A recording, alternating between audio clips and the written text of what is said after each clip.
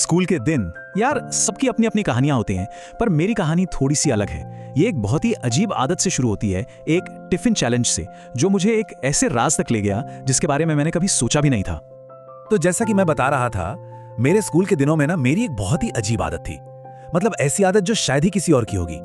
और वो आदत थी हमारा टिफिन चैलेंज। ये कोई मामूली खेल नहीं था। इसका बस एक ही रूल था, अपनी क्लास छोड़कर किसी भी दूसरी क्लास में घुस जाओ और किसी अनजान स्टूडेंट का टिफिन खा जाओ। और मजा तब आता था जब चुनौती मुश्किल हो।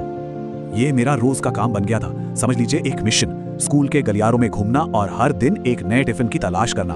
सब कुछ बिल्कुल नॉर्मल चल रहा था, जब तक कि एक दिन मेरे दोस्त ने मुझे एक ऐसा डेयर दे दिया जिसने इस पूरे खेल का मतलब ही बदल दिया। ये कोई आम चैलेंज नहीं था, ये बहुत ही पर्सनल था। और ये थे वो शब्द, एक खड़ूस लड़की। सुनकर मुझे लगा चलो एक और मजेदार चैलेंज मिला, पर मुझे क्या पता था कि ये सिर्फ एक चैलेंज नहीं था।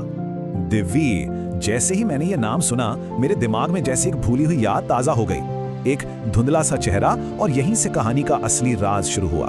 अब देखिए, दिक्कत ये थी कि मेरे दोस्त ने दिव्य के बारे में जो कुछ भी बताया वो उस लड़की से बिल्कुल अलग था जिसे मैं अपनी यादों में जानता था। मतलब जरा भी मेल नहीं खाता था।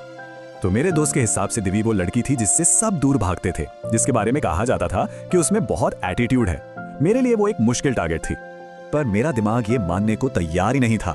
खड़ूस, एटीट्यूड, ये शब्द उस लड़की के लिए हो ही नहीं सकते थे जिसे मैं याद कर रहा था। मेरी यादों वाली दिव्य वो तो कुछ और ही थी। और यहीं पे सारा कंफ्यूजन था। एक तरफ मेरे दोस्त की बताई हुई खड़ूस दिव्य, और दूसरी तरफ मेरी यादों में बसी वो लड़की, एक सफेद और गुलाबी गाउन में, जिसकी आंखें बहुत गहरी थी। आखिर असली दिव्य कौन थी? बस इसी सवाल का जवाब ढूंढने के लिए मैंने ये चुनौती स्वीकार करने का फैसला कर लिया। मुझे जानना ही था कि सच क्या है। और बस मैंने अपने दोस्त से कहा, हाँ चलते हैं। मिशन शुरू हो चुका था। मेरा मकसद अब सिर्फ डेयर जीतना नहीं था, मुझे खुद देखना था। देखते हैं कितनी खड़ूस है। मैंने फौरन अपने दोस्त दीपक को आवाज लगाई और हम दोनों मिशन पर निकल पड़े।